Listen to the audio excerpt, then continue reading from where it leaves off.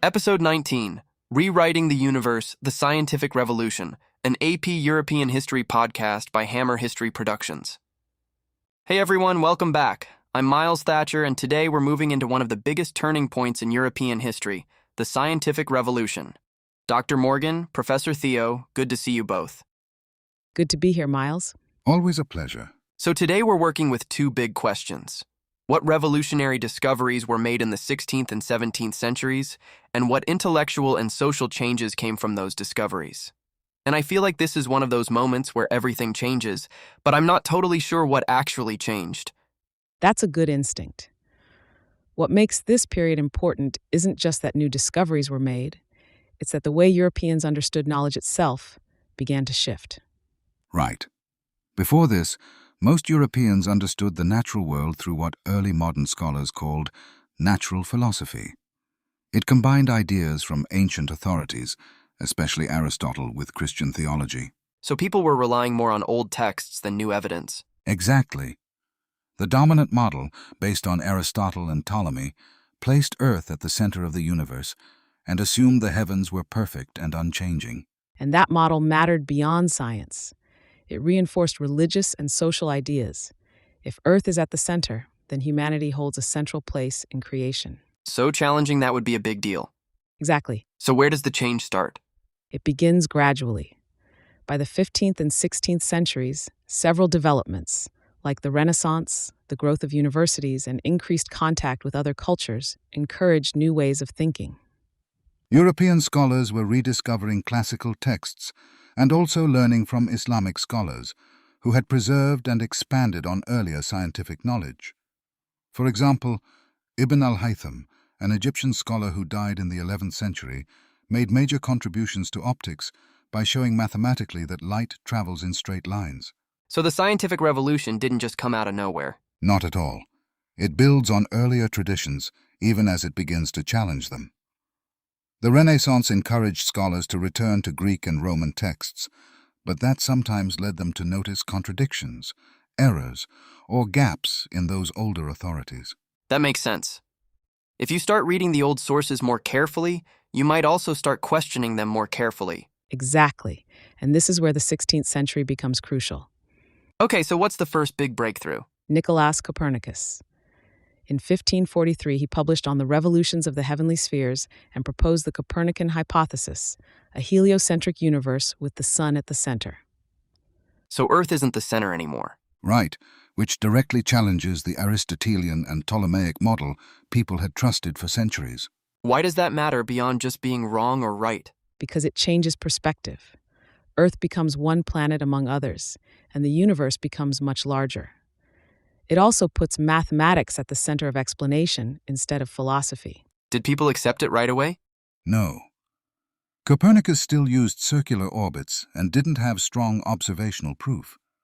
His model raised doubts about the old system, but it didn't settle the issue. So it starts the change but doesn't finish it. Exactly. It opens the door. The convincing evidence comes later with Brahe, Kepler, and Galileo. Okay, I've heard of Galileo, but not the other two as much. Tycho Brahe was a Danish astronomer who made extremely precise observations of the night sky. The King of Denmark funded an advanced observatory for him, and later Brahe worked under the patronage of Holy Roman Emperor Rudolf II in Prague. Brahe himself did not fully accept Copernicus's model. He believed that the planets revolved around the sun, but that the sun and planets still revolved around the Earth. But his great achievement was data. He produced the most precise, naked-eye observations of the stars and planets ever made up to that point. So even if his model was wrong, his observations were useful. Exactly. His data became essential for Johannes Kepler. Kepler was Brahe's assistant. After Brahe's death, Kepler carefully reworked the observations and realized that the old idea of perfect circular orbits could not explain planetary motion. What did Kepler figure out? Kepler developed 3 laws of planetary motion. The first and most famous is that planets move in elliptical, not circular orbits around the sun. The second is that planets move faster when they are closer to the sun and slower when they are farther away.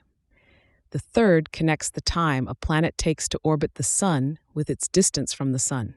Why does that matter so much? Because it broke with the long-standing idea that heavenly motion had to be perfect and circular. It also strengthened the use of mathematics to explain how the universe actually works. So even the shape of orbits challenged tradition.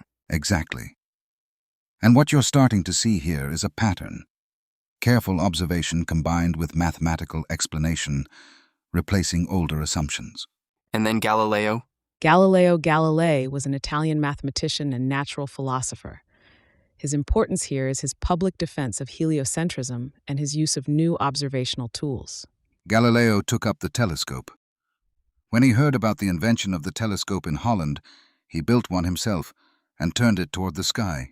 So now we're actually seeing evidence. Yes, Galileo observed that the moon had mountains and valleys rather than being a perfect heavenly sphere. He also saw 4 moons orbiting Jupiter, which showed that not everything revolved around the Earth. That seems like pretty strong evidence. It was. In the Sidereal Messenger, published in 1610, Galileo emphasized that observation through the telescope could settle debates that philosophers had argued about for centuries. So instead of winning by quoting Aristotle, you win by showing evidence. Exactly. That's one of the major intellectual shifts of the scientific revolution. But Galileo's public defense of the heliocentric universe also brought him into conflict with church authorities. In 1616, the Catholic Church warned him not to teach heliocentrism. In 1632, he published Dialogue on the Two Chief Systems of the World, which defended Copernicus and mocked the Aristotelian position. In 1633, he was tried by the Papal Inquisition and forced to recant. Was that because the church was anti-science? It's more complicated than that. You have to place Galileo's trial in the context of the Protestant Reformation and the Catholic Reformation. By the early 1700s, the Catholic Church was under intense pressure after the challenges posed by Martin Luther and other reformers. That pressure led the Church to place a much stronger emphasis on defending doctrine and maintaining authority. Institutions like the Roman Inquisition and the Index of Prohibited Books were part of the Catholic Reformation effort to respond to Protestant criticisms and prevent further challenges. So when Galileo publicly supported heliocentrism, it wasn't just a scientific claim. It touched on questions of biblical interpretation and authority at a moment when the Church was already trying to reinforce its control over religious truth. So the timing matters. Exactly. Catholic leaders had not immediately condemned Copernicus, but by Galileo's time, the Church was much more cautious. Challenges to traditional interpretations could be seen as part of a broader pattern of instability. And Galileo didn't help himself. His dialogue was written in a way that made defenders of the traditional view look foolish, which made the conflict more personal and more public. So it's not just science versus religion, it's science colliding with a church that's already dealing with the Reformation. Precisely. The issue was less about rejecting all scientific inquiry and more about who had the authority to define truth during a period of religious conflict. The issue was less about rejecting all scientific inquiry and more about who had the authority to define truth: ancient philosophers, church officials, or investigators using observation, experiment, and mathematics. That seems like a theme we've seen before. Authority getting challenged. It is, and it becomes even more important here. Okay, so we've got Copernicus, Brahe, Kepler, Galileo. Where does this all lead? It leads to Isaac Newton. The big one. The very big one. Newton was an English scientist who studied at Cambridge University. In 1687, he published Mathematical Principles of Natural Philosophy, often called the Principia Mathematica. This work created a single explanatory system for the universe. What did Newton actually synthesize? He brought together Copernicus's heliocentric model, Kepler's laws of planetary motion, and Galileo's physics of motion. His law of universal gravitation stated that every object in the universe attracts every other object in a precise mathematical relationship. Wait, so the same rules apply everywhere? Exactly. That was the breakthrough. The same laws that explain a falling object on Earth also explain the motion of planets in the heavens. Instead of a universe divided between a perfect heaven and an imperfect earth, Newton's work suggested one unified universe governed by consistent laws. So everything follows the same rules. Yes, and those rules can be described mathematically. Okay, I can see why this is called a revolution. And it wasn't just astronomy and physics. There were important developments in medicine, anatomy, chemistry, and natural history. Like what? Medicine had long been shaped by the ancient Greek physician Galen, who argued that illness came from imbalances in the body. Andreas Vesalius challenged that by studying anatomy through human dissection, while William Harvey later showed that blood circulates through the body, driven by the heart. So instead of relying on old theories, they're using direct observation. Exactly. And that same shift toward evidence shows up across the scientific revolution. Robert Boyle helped found the Royal Society in England in 1660, which promoted experimentation and the sharing of scientific ideas. So this isn't just individual scientists. It's becoming organized. Right. The scientific revolution also included natural history. European states, especially Spain, sponsored expeditions to gather information about plants, animals, minerals, and medicines in overseas empires. So the earlier exploration we studied ties directly into the development of science here. Yes, European expansion created new opportunities to collect knowledge about plants, animals, minerals, and medicines. Francisco Hernandez, for example, was sent by Philip II of Spain to New Spain in the 16th century and recorded thousands of plants previously unknown in Europe, drawing on Mesoamerican botanical knowledge. That's a good connection. The scientific revolution is also connected to empire. Very much so. European states were trying to understand the resources and economic opportunities in their overseas territories. Studying plants, minerals, and environments wasn't just about curiosity. It was tied to trade, medicine, and wealth. So across different fields, people are starting to question what they thought they knew. Yes, and they're replacing older authority with evidence-based explanations, though often while still drawing on older religious and magical traditions. Okay, so that answers the first question. What discoveries were made? But the second question is about what changed because of those discoveries. And that's where things get even more interesting. Let's go there. One of the biggest changes was in method.